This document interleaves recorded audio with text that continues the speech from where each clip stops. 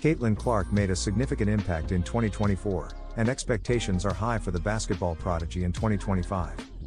Last year, the 22-year-old transitioned from concluding an unparalleled collegiate career to being selected as the WNBA's #1 draft pick, propelling the already well-known Iowan into the realm of sports celebrity. Her prowess on the court and her influence on the future of women's basketball off the court have garnered her numerous accolades and distinctions, including recognition by many esteemed publications in North America as their 2024 Athlete of the Year. However, the onset of a new year signals the arrival of another season, and many will be attentive to Clark and her potential achievements, given her remarkable ascent. Below, you will find information on when and where the Indiana Fever star will next participate. Caitlin Clark will not be competing in Unrivaled, the new women's 3-on-3 league scheduled to commence in Miami on Friday, January 17, 2025.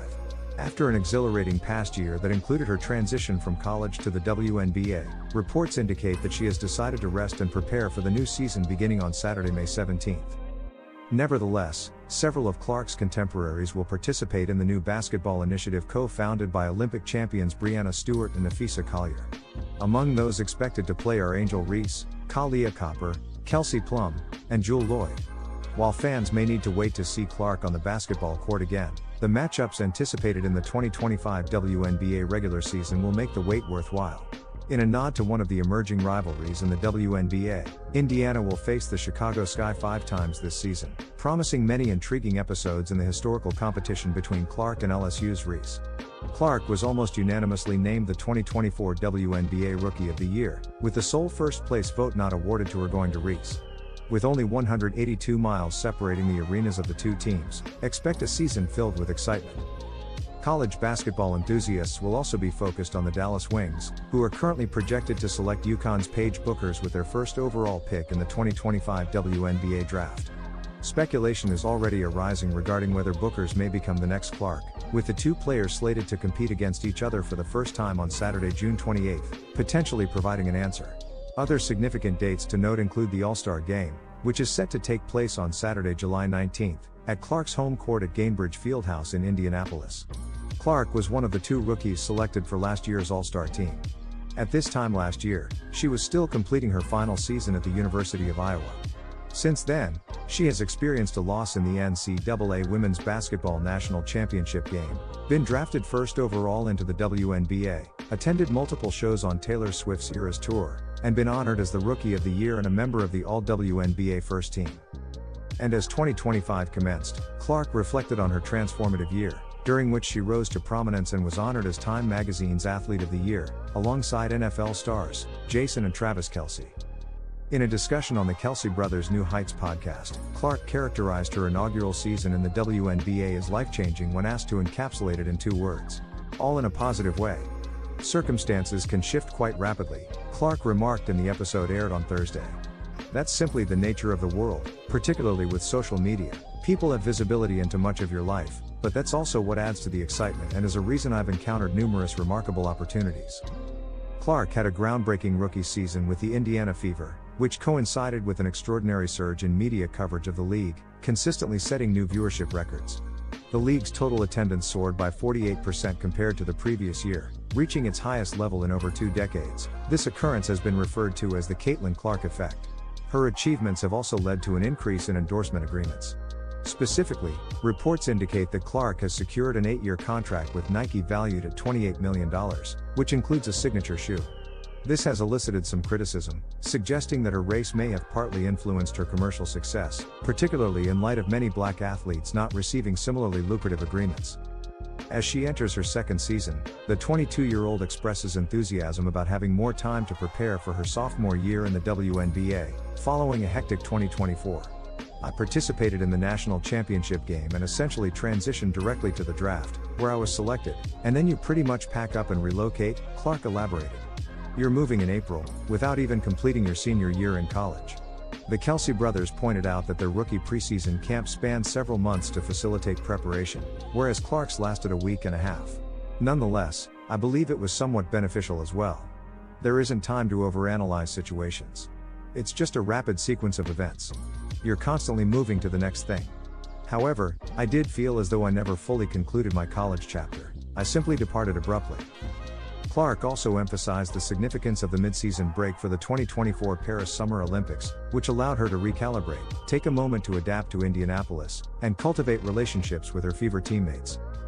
Furthermore, she acknowledged the support provided by some of her veteran teammates during those initial months in the WNBA, while also addressing the difficulties associated with being a highly drafted athlete. You are endeavoring to acclimate to a new setting. With unfamiliar colleagues, there is a delicate balance to maintain regarding your level of communication, whether to articulate too much or too little. In my case, as well as yours, there exists a pre-existing high regard. Individuals are looking to you for guidance, exclaiming, "Become something, become someone."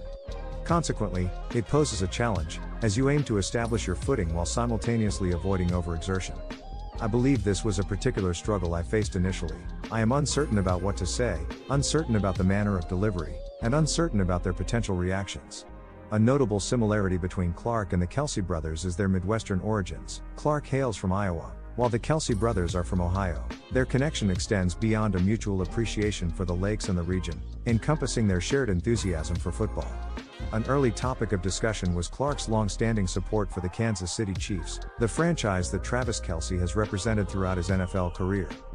Despite the Chiefs' emergence as a favored team for bandwagon fan shaving secured victory in the past 2 Super Bowls and currently striving for a historic three-peat, Clark emphasized that her allegiance is rooted in genuine fandom.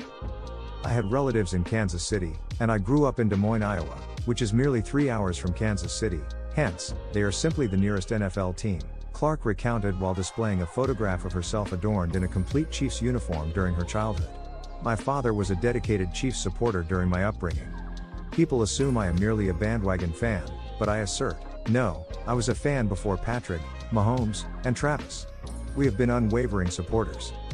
Clark confessed that her favorite player from the Chiefs is Travis Kelce, which prompted jubilant reactions from both him and Mahomes.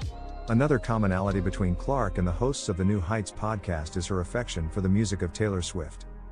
Clark detailed her attendance at multiple performances on Swift's Eras Tour in Indianapolis, indicating that she has also influenced her mother to embrace the Swiftie fandom.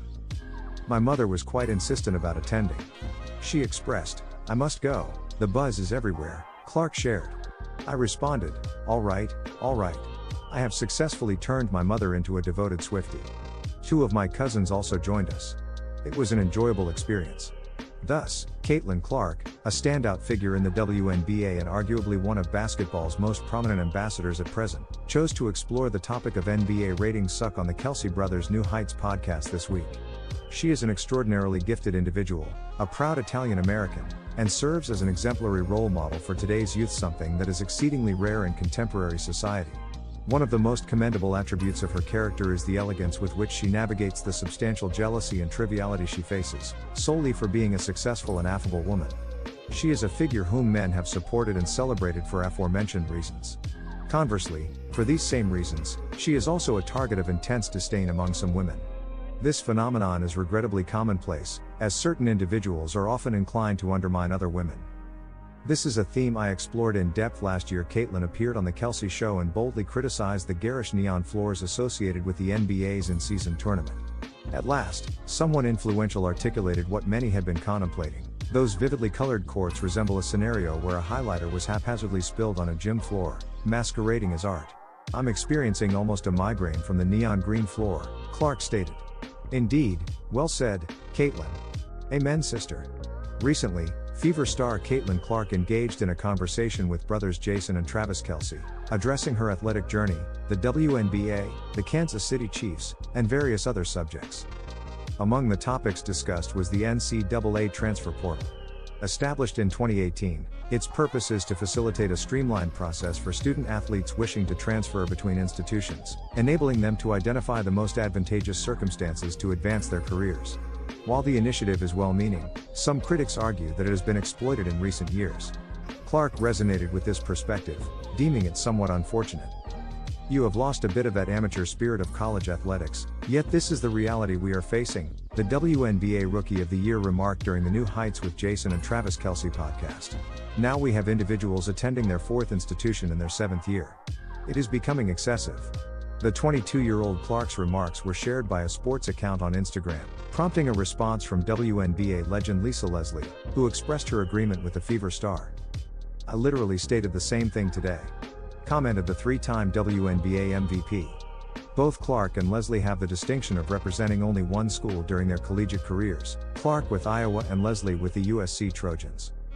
This is not the first instance where Leslie, who excelled with the Los Angeles Sparks, has expressed her support for Clark.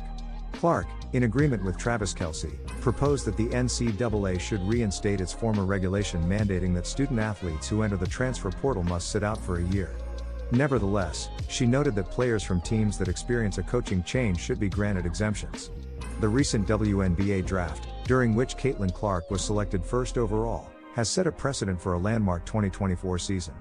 This draft marked the highest viewership in WNBA history, exhibiting a 328% increase compared to 2023. Clark's influence also resonated during the All-Star Game, where she garnered 700,735 votes, the highest ever recorded in WNBA history. The matchup, featuring Clark against Team USA, shattered attendance records by attracting 3.4 million viewers, significantly surpassing the previous record of 1.44 million set in 2003. Subsequently, the WNBA reported its most viewed regular season in a quarter of a century, achieving its highest attendance figures in 22 years, alongside record-breaking digital engagement and merchandise sales. It is unsurprising that Caitlin Clark, recognized as Time Magazine and AP Player of the Year, has emerged as the prominent figure in this unprecedented expansion, which is expected to persist in the upcoming season. In a recent interview with TMZ, Hall of Famer and four-time NBA champion Shaquille O'Neal was queried about Caitlin Clark receiving the title of Athlete of the Year. A supporter and associate of Angel Reese, often perceived as Clark's rival, Shaquille simply remarked, "Congratulations to her. She's a fabulous player." Furthermore, he acknowledged that the WNBA's growth this year was not solely attributable to Clark but also to players such as Angel Reese, MVP Asia Wilson, Sabrina Ionescu, and many others. Shaquille underscored that the league presently boasts a level of talent unprecedented in its history, asserting the belief that the WNBA has reached a considerable standard of play, rendering it increasingly appealing to viewers.